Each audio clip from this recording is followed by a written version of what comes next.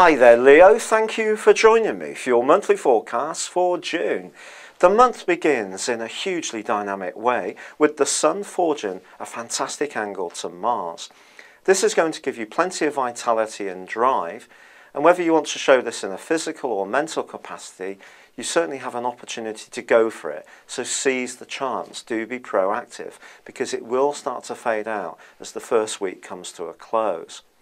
Uranus and Pluto have also been aggravating each other for much of this year, and indeed for much of the last couple of years. They're going to take a bit of a rest through to October time. That's good, because for you, Uranus is in the part of your scope that's to do with experimentation and adventurism. And sometimes your desire to branch out and do different stuff has been held back by another part of you, deep inside, which sees you mindful of your obligations and responsibilities. There's going to be a bit less of this, but it's not necessarily going to be completely without any tensions the early part of the month, because through to the 10th, Mars is challenging Pluto. Now, if you remember, this happened in April. The reason it's happening again is because Mars went through a retrograde and is now picking up speed again. So what we have going on here is Pluto for you is about health and it's about work. Mars here is about your desire to have your voice heard. If you're in a situation which is quite brittle and tense, where you have to be very, very obedient and conform exactly to what is required of you, it could lead to a sense of real irritation.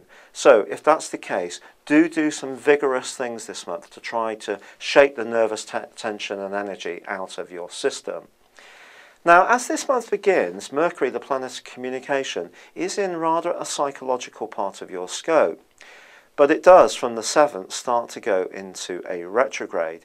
So I do feel that the first couple of weeks of this month, although they can be very friendly and sociable, there may be times when you don't quite know where you stand with certain individuals.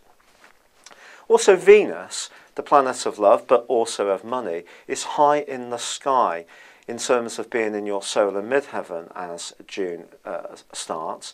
And it's actually going to be forging an awesome link with Neptune, suggesting that there could be one situation financially or even romantically that comes to you that's really quite hard to understand to begin with.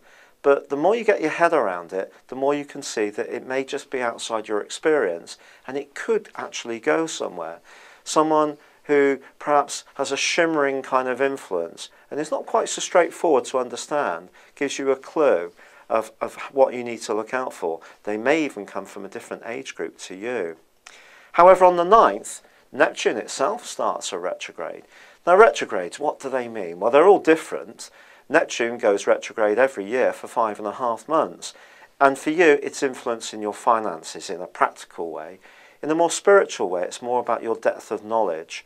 So it could be that you're going to find out more about yourself and what makes you tick between now and in its duration. Mercury is much quicker. It's going to be twisting backwards for the rest of this month, and on the 15th it goes back into Gemini. Now here, I'm afraid it does point towards one relationship or friendship getting a bit tangled, particularly when Venus goes face to face with Saturn at the end of week 2. The suggestion here is that someone may not be as sincere as you hope, unfortunately, and it could be that professional relationship. But ironically, there may be another professional relationship that emerges around week 2, which can be fantastically good for you. So being very, very aware of the subtext in situations, the politics, the undercurrents, but keeping up the charm and also the diplomacy and not getting too rattled if you're not getting the responses you want on the back of Mercury's retrograde will be a great way to keep cool, calm and collected. Now on the 21st, the Sun also moves into the more hidden, reflective part of your situation. Symbolically, in terms of your year, through to the end of this month, this is a time for you to reflect on what the previous 12 months have meant. But it does itself forge a wonderful link with Neptune. And if you are someone who's particularly compassionate and kindly, and Leo people often are, you may see yourself giving a gift or a donation to a good cause, such as a hospice or a charity which does works that you respect and feel are worthy. Ironically, Venus moves into a much better location for you on the 23rd, a friendlier one, but it too gets into an angle with Neptune in the last few days, but one which is more of a tangle. And with the new moon being in a psychological area on the 28th, I would proceed with caution. Someone could tell you something about their past or about an involvement you have, and you know, it might actually be an absolute total untruth. So do keep your wits about you, but there is potential for something amazing to happen. And that really is the overview of this month. There's such a Neptunian and Venusian influence right through it, not just the retrograde with Mercury. There's so much more going on, and I think it's about relating and seeing the undertones of situations, not just looking at things in a front-on way. And therefore discretion and reading between the lines will help to guide your path.